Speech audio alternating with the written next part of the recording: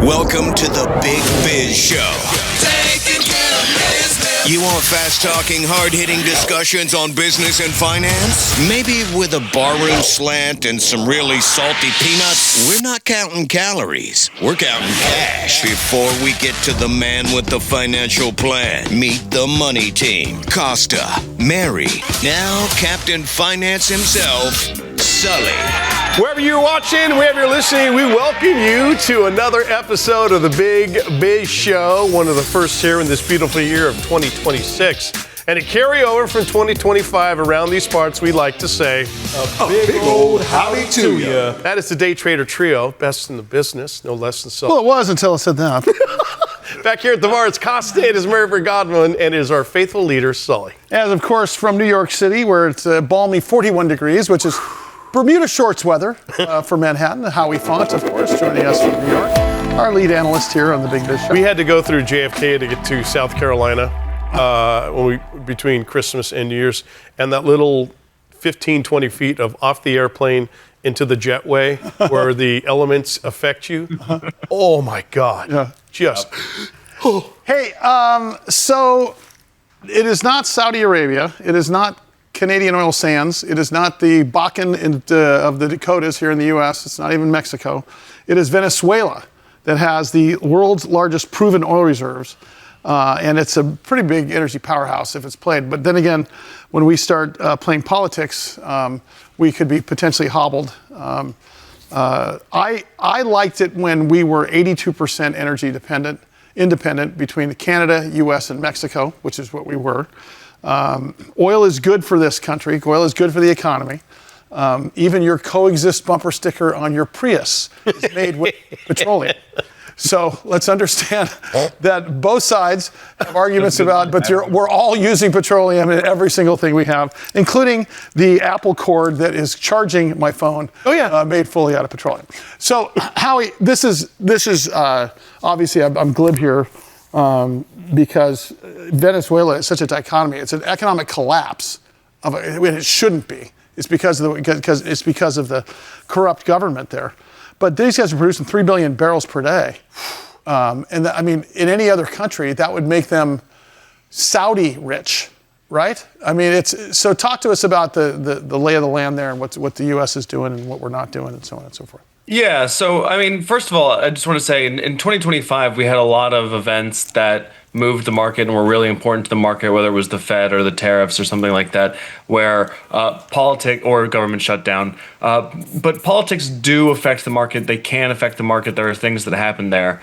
I just want to explore kind of the economic implications of this. So obviously we have a big energy sector event here. So that's the lens I'm going to be looking at it through. And, that's why we cover stuff on the show.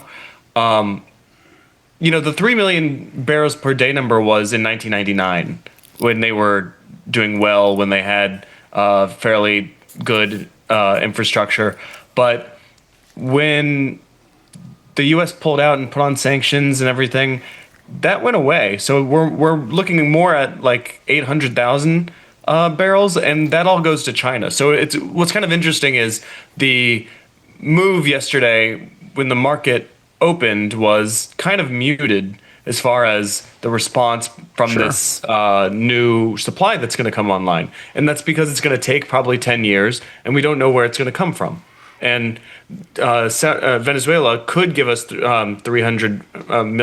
million barrels per day again, but does that go to Texas? Does that go to the Pacific? It's really interesting to see how everything kind of shifts because the Canadians have the same kind of oil as the Venezuelans do. But doesn't it come down to heavy. Does this all come down to if American oil companies decide to refurbish or rebuild the infrastructure down in Venezuela? Is that really what it comes from? Yeah, and that's going to take $10 billion a year for 10 years of infrastructure investment, and you have to really assess, if they can be trusted to give us. Is the government going to let me in? Right. Yeah, exactly. If we put that much money in there, we want to make sure we get our oil out. Right? It's a quid pro quo. We're building that infrastructure for ourselves, but under the guise that we're giving Venezuela a new open market economy and a new free market economy in the world of energy. But what we have to trust is 10 years down the road, it may work fine while we're building the infrastructure, but 10 years down the road when the infrastructure is already built, What's to keep them from shutting the pipeline off, keeping our equipment, kicking our people out, so on and so forth? Yeah, to be clear, it would be American oil companies building the infrastructure, and they would profit from that. But Venezuela can make whatever arrangement it wants as far as the split between what's owned and what's not. And other countries, other OPEC countries, have various relationships. Saudi Arabia's Saudi Aramco is one of the largest public companies. When it went public, it was the largest company in the world. So you can buy shares on the New York Stock Exchange of the Saudi oil operation if you want. So there's a lot of control that they can have. We want more supply for the world and more local in the Western Hemisphere supply. That's why it's in the U.S. interest. Honestly, what would happen from what I'm reading is since they have the same kind of oil as the Canadians, the Canadian oil would go on Pacific-based pipelines and probably go to China, and we'd take the Venezuelan oil and send it to Texas. It makes. But it still takes Russia out of the. It takes Russia out of the picture, though. It takes Russia out of the picture. I'll take that equation.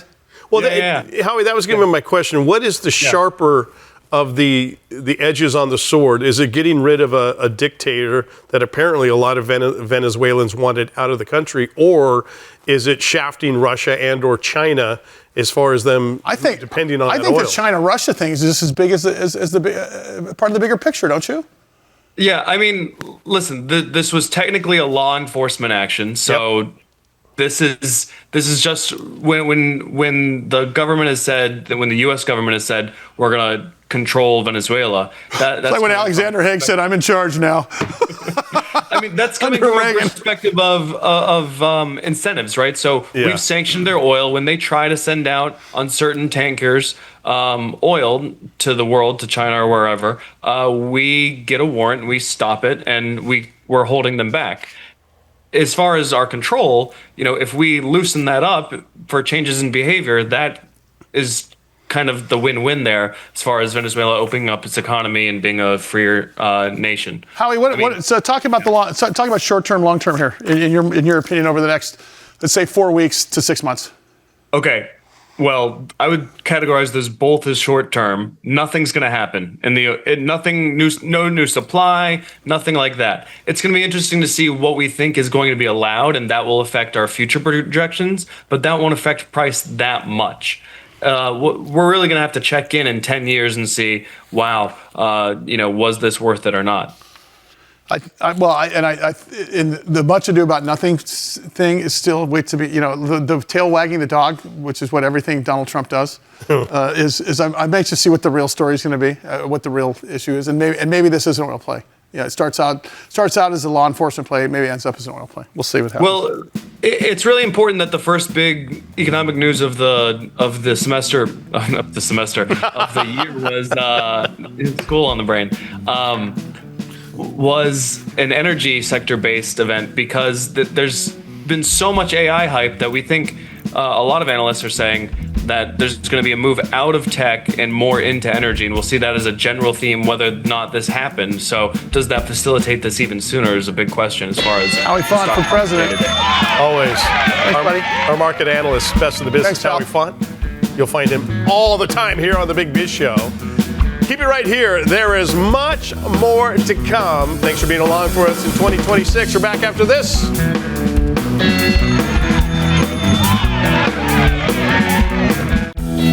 In over 175 countries and all the ships at sea, you can hear us on the American Forces Radio Network. And as always, special shout out to the brave men and women of our United States Armed Forces for what they do, what they've done for us. Always a shout out for the Day Trader Trio right there on stage. No lessons, self-taught. Back here at the bar, it is Costa, it is Mary Godwin, and it is Sully. Wow, very good. That was very. You guys know what you're doing. On point.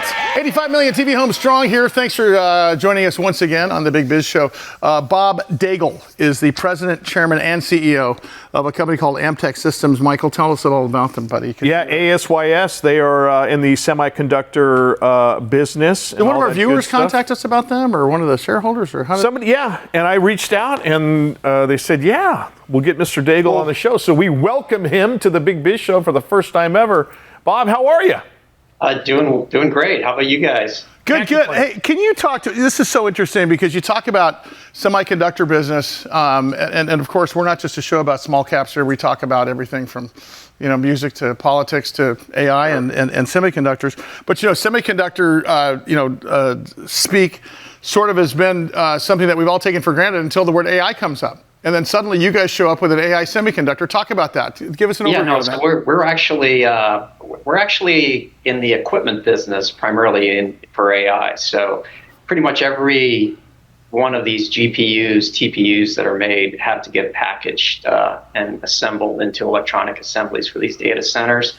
And our equipment's used for the vast majority of all this infrastructure that's being rolled out, throughout the U.S. and the rest of the world. And talk about the AI component, because obviously that's a buzzword, and obviously we want to understand, because it certainly seems like Google is going the way of the dodo in terms of thinking for itself when we think of consumers using AI, but when companies are using AI to in your case, in manufacturing and supply chain and everything else, it's a whole different ballgame. Talk about that. Yeah, no, it is. It is. I mean, AI is gonna transform how we do business globally, and for us, I mean, the important thing for us, we're participating in the infrastructure build. We're a key part of building all of these systems that are being deployed. So we've seen tremendous growth related to AI equipment. So if you look at our thermal process solutions business, which is about 70% of our business, the equipment for AI infrastructure grew to about 35% of our revenue last quarter. So we're just seeing tremendous growth quarter after quarter for this AI related equipment. So we're really, we're really not one of the use cases. We're really the driving bricks and mortar. And so whenever you hear about, there's concern about how much AI investments are being made, and people who are hoping to make money from AI 3 to 5 years down the road. We're one of the fortunate companies that is profiting from AI today. Bob Daigle is the President, Chairman, and CEO of Amtech Systems Incorporated, ticker symbol ASYS. Bob, how tough is this game that you're in, and as quickly as it evolves and changes, maybe sometimes daily, is it easy to stay abreast of it and keep up with it, or is it somewhat of a chore? Yeah, we've been fortunate. We had established a great manufacturing model. We call it semi-fabless, where we do a lot of production. We assemble and test the equipment ourselves, and with the rapid ramp in demand, we're fortunate that between ourselves and our supply chain partners, we've got equipment. And by the way, when I say people can go on our website and see pictures of this, these systems, but they're half the length of a tractor trailer, and basically we're assembling, testing one of these systems in about 4 weeks. Lead time 6 to 8 weeks, even though the amount of equipment we're producing today is about more than 2x what it was probably a year ago, these applications. So, we've been able to scale very rapidly. And then, as you might imagine, everybody in the supply chain right now is scrambling to build as much of the enterprise systems as they can. So good news is we do channel checks, and our bookings were real strong the past quarter. We see no reason from what we're hearing to believe that it won't continue to be very strong through the end of 26. Bob, talk about this. Talk about the sales model with respect to. I know that you're talking about efficiencies and savings and so on and so forth, and obviously addressing a market and that is scrambling, as you said. What it looks in terms of looking at your financial everything. I mean, you guys are. Your balance sheet is clean as a whistle. You guys are debt free. You got money in the bank. What is the adaptability rate in terms of customers and stuff? How tough is it to get out there and sell, and what's the sales cycle looking like for you guys? I guess I'll credit to being right place, right time, and that our equipment has been used by the major Taiwanese makers of the chip packages for probably a decade. So we were process of record before AI came to the scene. So we're benefiting from this rapid rise in demand, but we've been basically the equipment of choice, process of record for these advanced packages for probably a decade now. So we're benefiting from the growth now. What are we looking most forward to for the rest of the year, pal? I mean, it's only February, but you guys, I look at your press release and you guys are planned out all the way through Q3 already. So so we're basically take care of our customers. We're doing a great job in providing them the equipment when they need it. We're also working very closely with customers to make sure we have the right equipment for their next generation. It's probably a year or 2 years out before we'll see meaningful revenue, but we're investing in the R&D today to make sure that we can participate 2 years down the road. And frankly, focusing on how do we increase how much we're doing for our customers. Can we participate in more of the processing of these systems? So. Bob, on that subject, obviously because AI and the technology moves so quickly, is it tough to even look at sort of an acquisition model to try to pick up some of these, value add companies that might be able to help the clients, but then again, you have the technology that's behind the 8 ball that you may not be able to overlay? Yeah, well, possibly, and it's always something we keep on our radar screen. Is there some capabilities, things we can bring in to expand more quickly? But within where we're participating today, we have that core technology, and I think we have great capabilities to expand what we're doing today. But again, adjacencies, other things that could fit the portfolio, provide more to customers. It's always something we pay attention to. Bob Daigle, CEO, President, Chairman of Amtech Systems, Inc. Their website, amtechsystems.com. Their ticker symbol, ASYS. Bob, we need you back on the show. Tip of the iceberg type of stuff. Sounds great. Thanks for your day. Thanks for your time. Appreciate it. Bob Daigle, Amtech Systems Incorporated. You see companies like that, and they're creating things that are being used by some of the biggest companies in the world. I know. And these guys, have a meager market cap. I mean, it just sort of tells you that you got to keep an eye on all the verticals on all these, because I'll tell you what, it's not just the AI, but if he's starting to talk about packaging of thermal semiconductors, you're talking about everything from NASA all the way down to your cell phone. I mean, literally every single industry. All right, keep it here. Much more to come at the Big Biz Show. Don't go anywhere.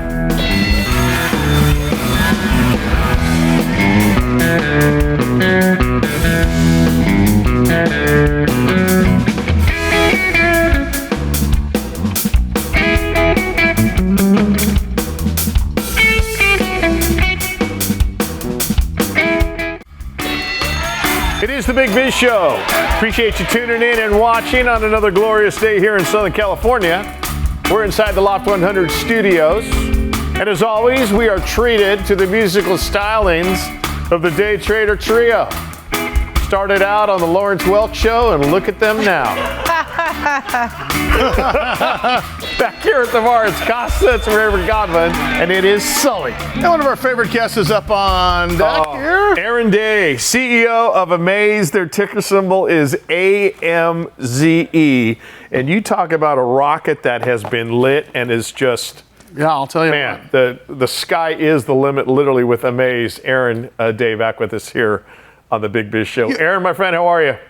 Good, Mike. How are you? Good to see you, man. You too. Hey, Super Bowl was a big day in commerce, and I have to ask you right out of the gate, what's life been like for you guys post Super Bowl? Because what is the amount of creators you guys have right now creating content? Is it how many people? We've just passed 14 million creators on the platform. Oh my God. 14 million. Big news. And since the Super Bowl, our life has just blown up, because I'm not sure if you saw any of the overall social chatter, but so many fans were so upset with the Super Bowl merch this year. Yep. I mean, the Fanatics was just getting beat to hell. And, it's kind of what happens when the 4 major sports leagues all get together and, sort of allow a monopoly with one supplier, right? Yep. But the fans are really unhappy. And I guess one of the interviews I did with you guys a little while back, got enough circulation, and people put 2 and 2 together that, not only are we an exciting software company that does all this, beautiful social commerce work, but we also are a massive supply chain. And since the day after the Super Bowl, we've been getting just blown up by all kinds of sports groups globally asking if we can step in and help them power the next generation of merch to their fans. And so it's been really exciting. One of the largest global companies in sports outside of the U.S. has already had 3 meetings with us talking about what we might be able to do. And what's really interesting is that while they love the supply chain, they also love what we're building from a tech perspective. So we've been very busy, guys. I mean, it's really, really exciting. So with respect to what you're concentrating, because if you look at all of the technologies, going from cast to the content creation, is there one that you concentrate on, or do you concentrate on all of them at the same time as you move forward? Yeah, so the most exciting piece right now for us is everything that's being built around Moments AI. We told you guys a few months ago that we launched in October the Moments AI product, but it is scaled so rapidly internally, and we now have all of our managed creators on it, and it's really doing well. So we're really excited about it. Very, very happy to see like the progress and things like the conversion rate, right? I mean, we're seeing enormous increases in conversion rate with the clients that are using it. So that's what I'm thinking about the most right now, because it really does allow you to manage social media trends and respond to them very, very quickly. So that's what I'm most excited about, Sully, right now. Does that work in concert with a content creator's message? I mean, are they using that as a tool, or are they using it as a portal? Talk to folks on exactly how it works. Yeah, so basically, once you sign up with us and you create an e-commerce store and you integrate your e-commerce store with YouTube, Instagram, any of the, TikTok, any of the main social platforms, we start through our massive data engine and our integrations with these platforms. We start basically watching all the comments and all the feedback of all the fans and all the communities in the platform, right? And what we do basically is our AI engine says, let's build out a base signal. So what's the sort of a standard norm of how many people should be commenting on something on a daily basis? And when that signal goes above a certain threshold, all of a sudden it sends communication back to us saying, hey, something's trending. So there may be let's say Jelly Roll has a trend happening with something he's released after the Grammys. All of a sudden we start seeing something trend there. And our AI engine takes and incorporates that trending data, those comments, and it suggests like 3 or 4 major topics. So let's, what might be trending in those comments. And we sort of synthesize it down to 3 or 4 comments. And then we use our generative AI engine to create new content from those comments. So within a matter of minutes, that creator can actually go back into social media and suggest some new products. And those products are matching to the trending comments that are happening on their social media. And the fans are just blown away. Like how the hell did they get back new product designs so quickly that map to the actual topics that we're talking about in the comments, right? And that's what's happening. And what used to take days and weeks to get something back is now happening in minutes. And it's across all the social platforms. So it's really, really exciting for us to watch what's happening.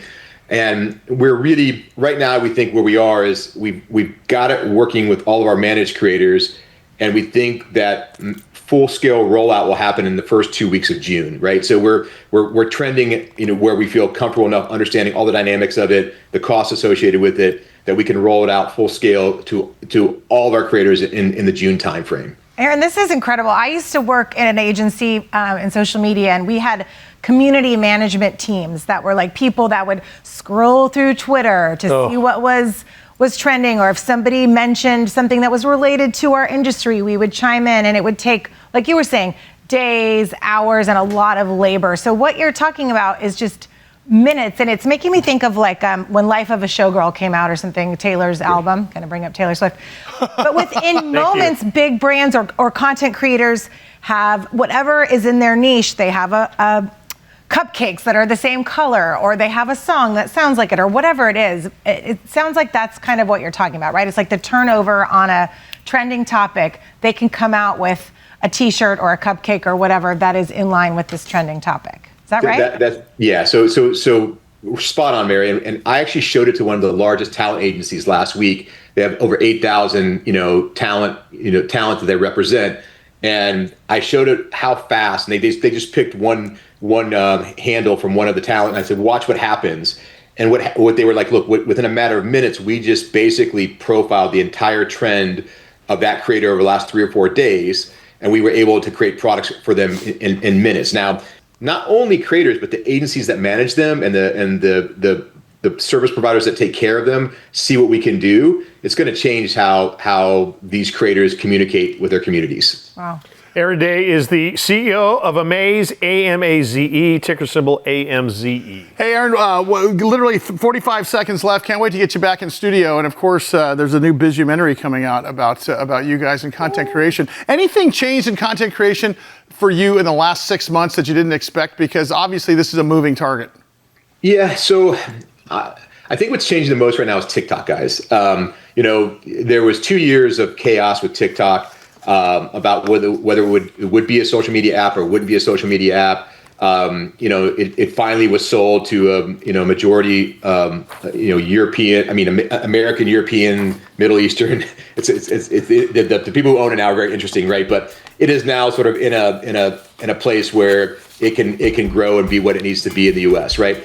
And what's interesting is to watch what they're doing and how they are signaling that they are going to become a competitor to Amazon, right? They just announced last week that you have to use their shipping to fulfill orders. Well, that right? tees it up perfectly for you guys and TikTok content creators, right? Yeah. Aaron Day, CEO, Amaze, ticker symbol AMZE. We started talking with him last year. He had jet black hair and bangs, and now look at him. Hair's gone, and it's white. That's how busy the guy is. Love him. Love his company. All right, love this show as well. We return right after this.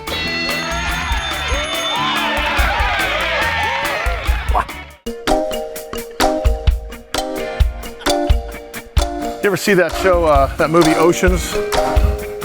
Sting did the background. Oh, is it like a national? Mark wrote all the music. Oh, he did? Yeah. Awesome. You can tell. Love it. Yeah, he is a member of the Day Trader Quattro in studio for the Big Biz Show. As we roll on for the Loft 100 studios, hope you're having a great day. We certainly are. Back here at the bar, Costumer, Godwin, and Sully.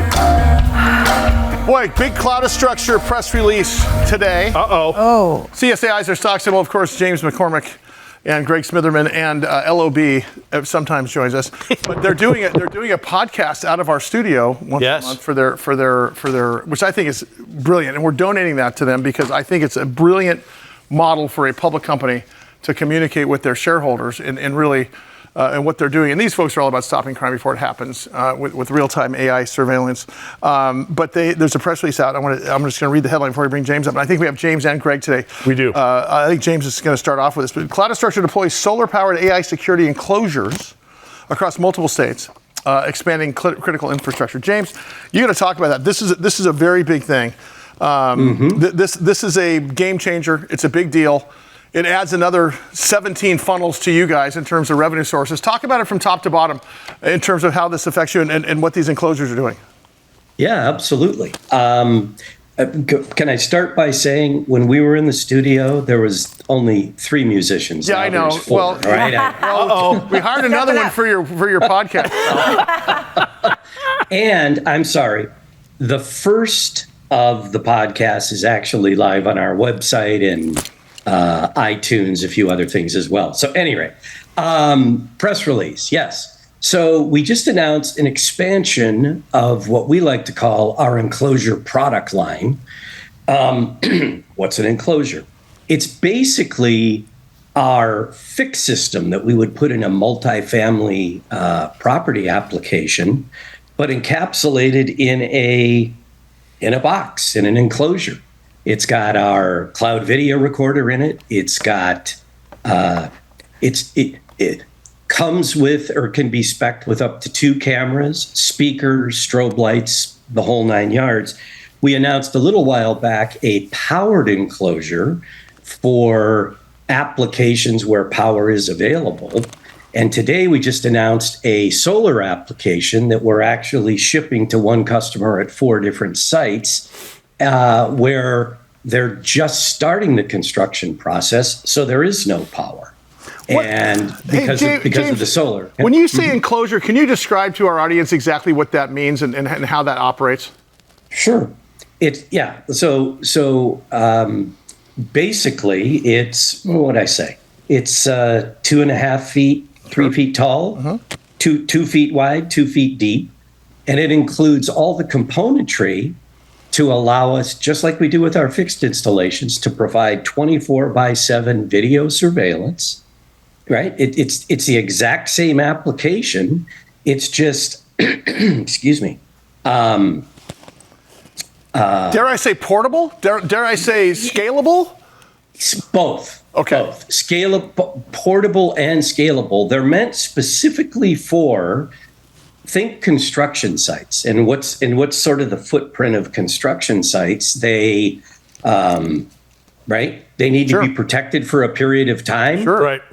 And then they don't. So with these units, what we can do is we can put multiples around the construction site, tie them all together, secure the property area, and then when they no longer need them, we can take them down and refurbish them and reuse them for the next set of applications. James, is it safe to say sporting events? Is it safe to say I was thinking the exact same thing. Festivals, concerts. Festivals and concerts and such.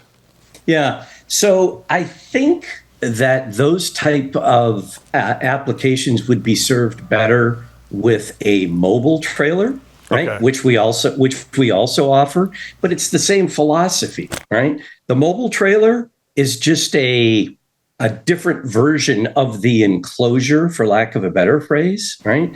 With the mobile trailer, the head unit that's on top of the telescoping mast, in essence, has the same functionality as the enclosure product that we're selling now as well.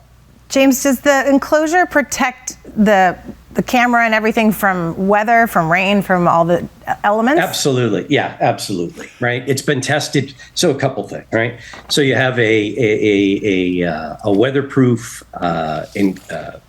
case, for lack of a better phrase. It's been weather tested to, extreme temperatures, both high and low.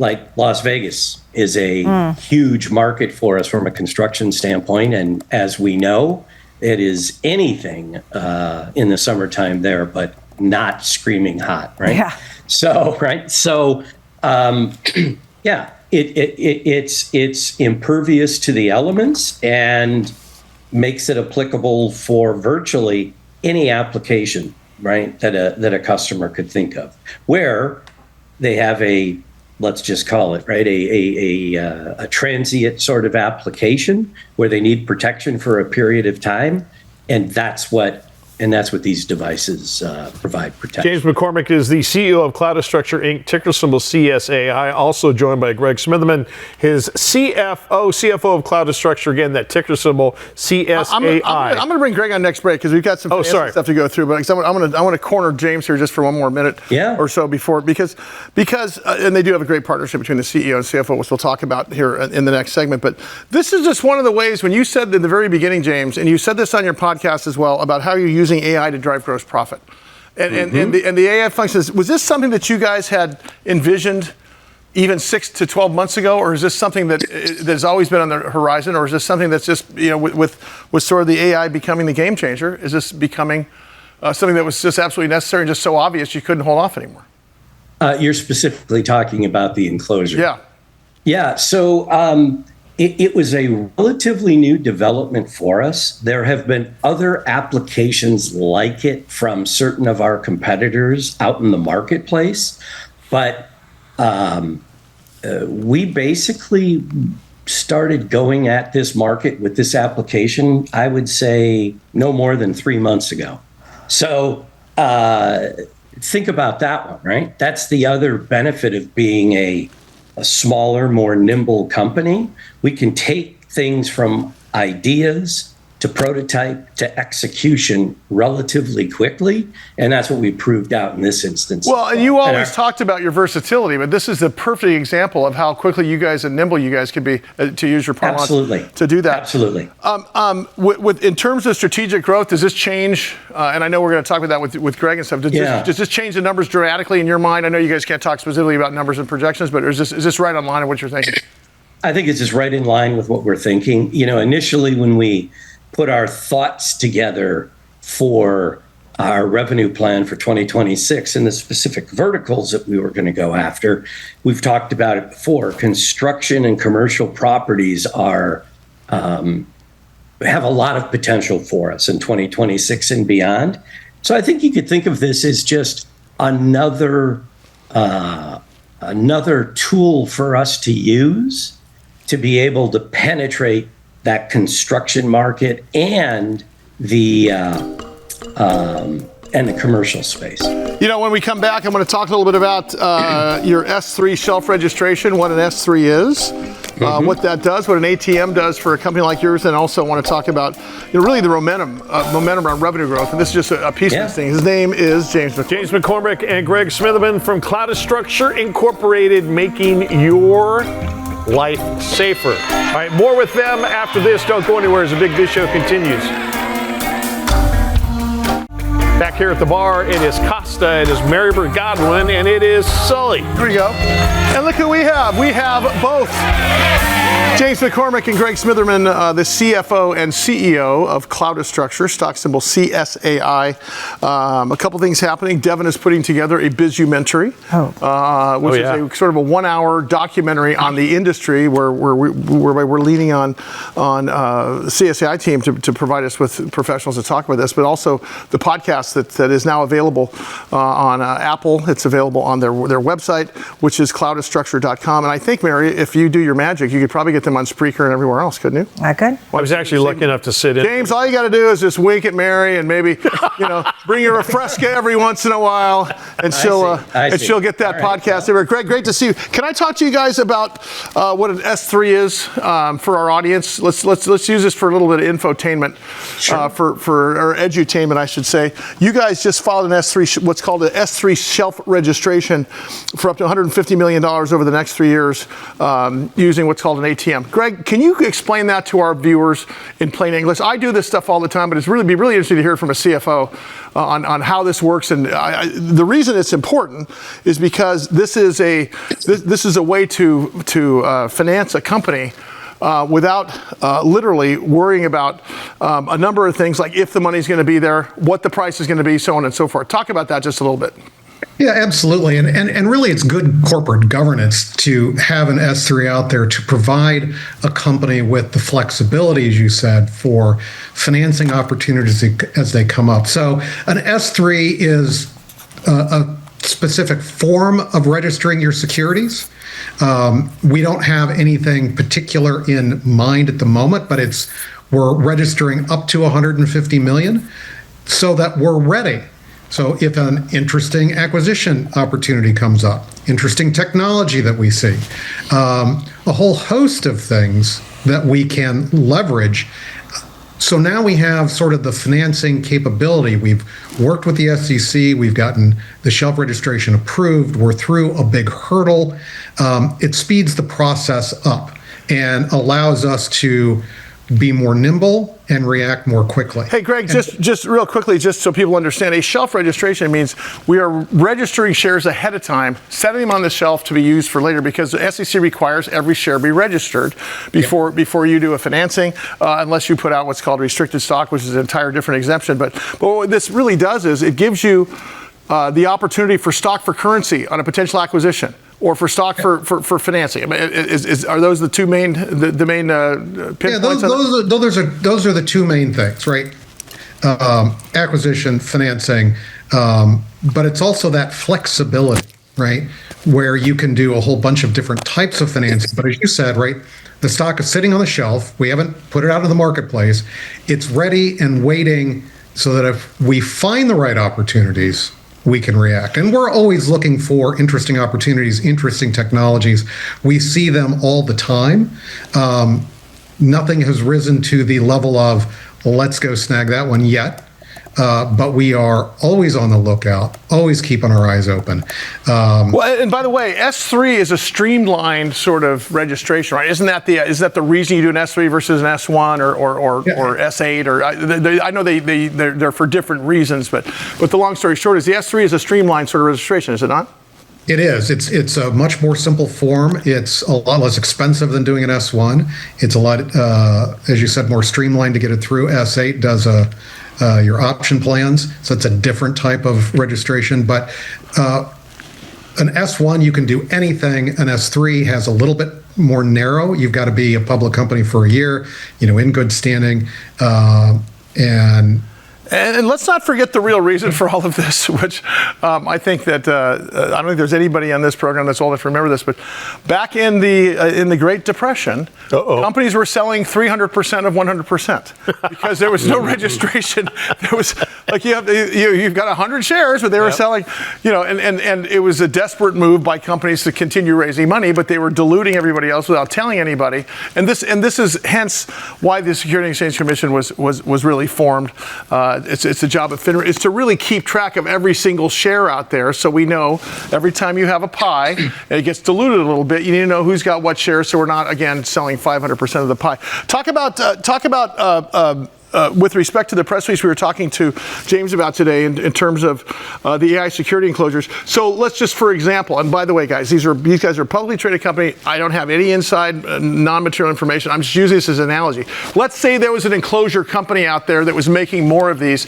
That would be a good example of potential acquisition if it was a low debt company and you needed to use stock for currency. Now you have stock on the shelf to do something like an acquisition strategy to grow the business. Is that a good analogy? Yeah, it's a perfect analogy. Absolutely. Yeah. And I'll give, we could give you another one as well.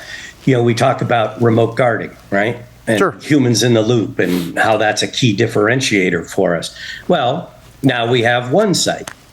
Depending on how things go and insurance requirements, et cetera, there might be a need for us to have a U.S.-based remote guarding facility. And there's two ways you could do it. You could build it from scratch, or perhaps you could acquire someone that already has operations up and running and revenue and customers and all that stuff. So there's another example. Hey, guys, real quick, and Greg, I'm going to point to both of you guys to answer this equally. If you think in terms of you guys look at your momentum and revenue growth is way beyond what the revenue calls and everything. I mean, you guys were very conservative in terms of everything you put out so far. You guys are hitting it out of the park. What makes you think you guys can continue this thing? I know you can, just because I believe in you guys and your whole team and what you're doing. And of course, with you deploying AI just to increase revenue growth. What makes you guys think you guys can do this? Because you guys are on track to be $1 billion company if you keep on doing this on this sort of trajectory. Yeah. So Greg, let me go first, and then you jump in with whatever you want. And so let us share some statistics with you that kind of really excite us, right? Which is, we've talked about this before as well. We have 7 of the top 11 property management firms in the United States as customers. Just those seven, and we have far more customers and far more logos, but those 7 manage 2.5 million units. Jeez. And if you take an average number of units per property, and you do the math on average contract size for us with these folks, the TAM equates to something like $1 billion. Now, of course, that's if we got every single one of those properties, and of course we wouldn't, but think about that for a minute, right? Just 7 of the top 11, $1 billion TAM. Wow. And that's one of the sweet spots of what we're doing right now. James McCormick, CEO of Cloudastructure, Inc. Greg Smitherman, Chief Financial Officer. The website is cloudastructure.com. More importantly, ticker CSAI. Making your world safer. Fortunately, that'll do it for this edition of the Big Biz Show. As always, we appreciate you tuning in. We will see you next time.